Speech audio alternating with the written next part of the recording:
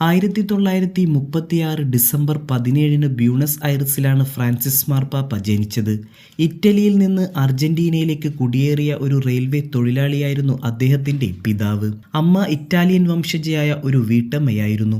ബെർഗോഗ്ലിയോയ്ക്ക് 4 സഹോദരങ്ങളുണ്ടായിരുന്നു. ഒരു chemical ടെക്നീഷ്യനായി secondary school ബിരുദം നേടിയ ശേഷം 1958 22 വയസ്സുള്ളപ്പോൾ നോവിഷ്യേറ്റിൽ ചേർന്നുകൊണ്ട് ജെസ്യൂട്ടായി പൗരോഹിത്യത്തിലേക്കുള്ള വിളി ബെർഗോഗ്ലിയോയ്ക്ക് ലഭിച്ചു.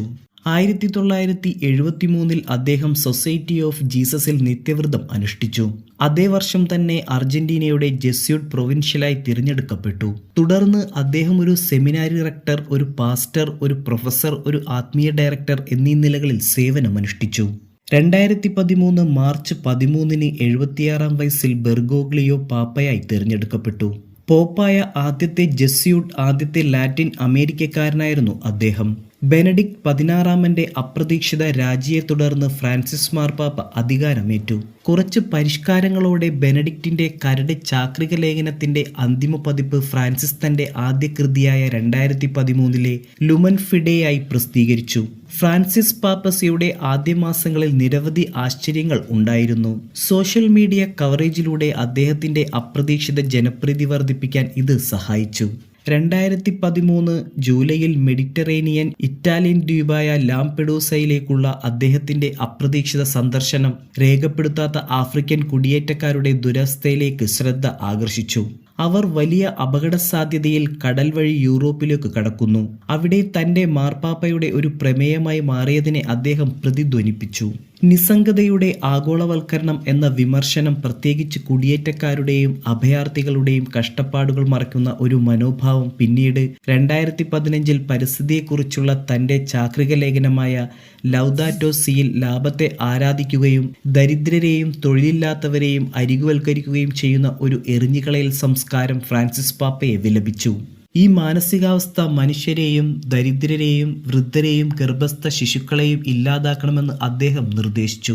ഫ്രാൻസിസിന്റെ പാപത്വത്തിൽ ആവർത്തിച്ചു വരുന്ന മറ്റൊരു വിഷയമായ നമ്മുടെ പൊതുഭവനത്തിനായുള്ള കരുതൽ ലൗദാറ്റോ സി ഊന്നിപ്പറഞ്ഞു. അടുത്ത ഏപ്രിൽ ചിലിയിലെ ബിഷപ്പുമാർക്ക് അവരുടെ രാജ്യത്തെ ലൈംഗിക പീഡന പ്രതിസന്ധി കൈകാര്യം ചെയ്തതിലെ തെറ്റുകൾക്ക് ക്ഷമാപണം നടത്തി പോപ്പ് ഒരു കത്തെഴുതി. റോമിൽ തന്നെ കാണാൻ ബിഷപ്പുമാരെയും അദ്ദേഹം ക്ഷണിച്ചു. ചിലിയിലെ എല്ലാ ബിഷപ്പുമാരും ഒരേ സമയം രാജി സമർപ്പിച്ച ഒരു സമ്മേളനത്തിൽ അവസാനിച്ചു.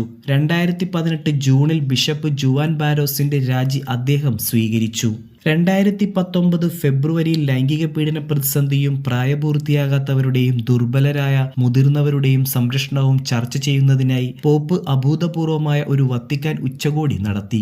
4 ദിവസത്തെ സമ്മേളനത്തിൽ ലോകത്തിലെ ബിഷപ്പുമാരുടെ പ്രസിഡന്റുമാരുടെ സമ്മേളനങ്ങൾ ഉൾപ്പെട്ടിരുന്നു. തുടർന്ന് 3 മാസങ്ങൾക്ക് ശേഷം ബിഷപ്പുമാർക്കെതിരായ ലൈംഗിക പീഡന ആരോപണങ്ങളെക്കുറിച്ചുള്ള നയം സൃഷ്ടിച്ച വോസ് എസ്റ്റിസ് ലെക്സ് മുണ്ടിയുടെ പ്രഖ്യാപനം പോപ്പ് നടത്തി.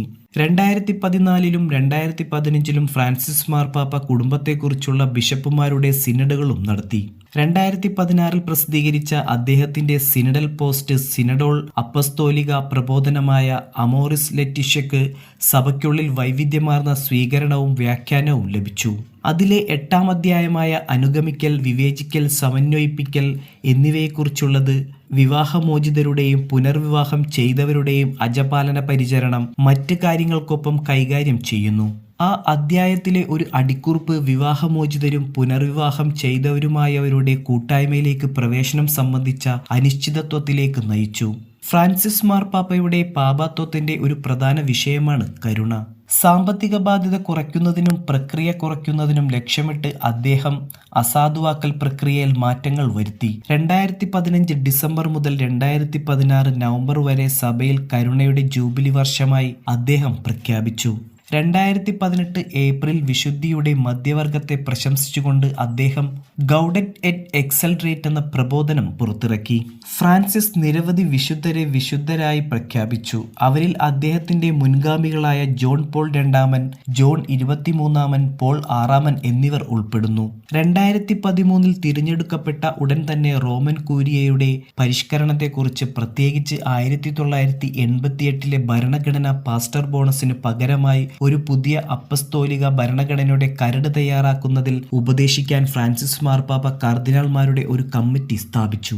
Secretariat for the economy, secretariat for communications എന്നിവ അദ്ദേഹം സ്ഥാപിച്ചു. അത് പിന്നീട് ഡിക്കാസ്ട്രി എന്ന് പുനർനാമകരണം ചെയ്യപ്പെട്ടു. കുടുംബത്തിനും അൽമായർക്കും വേണ്ടിയുള്ള പൊന്തിഫിക്കൽ കൗൺസിലുകൾ അടിച്ചമർത്തപ്പെടുകയും അൽമായർക്കും കുടുംബം, ജീവൻ എന്നിവയ്ക്കുമുള്ള ഡിക്കാസ്ട്രിയിൽ സംയോജിക്കപ്പെടുകയും ചെയ്തു. കൂടാതെ സമഗ്ര മാനവ വികസനം പ്രോത്സാഹിപ്പിക്കുന്നതിനുള്ള ഡിക്കാസ്ട്രി അടിച്ചമർത്തപ്പെട്ട പൊന്തിഫിക്കൽ കൗൺസിലുകളായ കോർ യുനം, ആരോഗ്യ പരിപാലന പ്രവർത്തകർ, നീതി, സമാധാനം, കുടിയേറ്റക്കാർ എന്നിവരെ ഉൾപ്പെടുത്തി.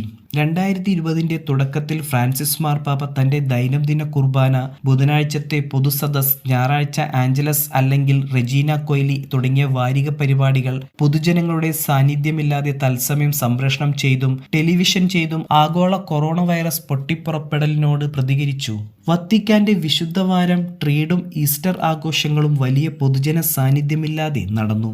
ആരോഗ്യ അടിയന്തരാവസ്ഥയ്ക്ക് മറുപടിയായി 2020 മാർച്ച് 27 വൈകുന്നേരം ആളൊഴിഞ്ഞ സെന്റ് പീറ്റേഴ്സ് സ്ക്വയറിൽ യൂക്കറിസ്റ്റിക് ആരാധനയും അസാധാരണമായ ഉർബി എറ്റ് ഓർബി അനുഗ്രഹവും നൽകി.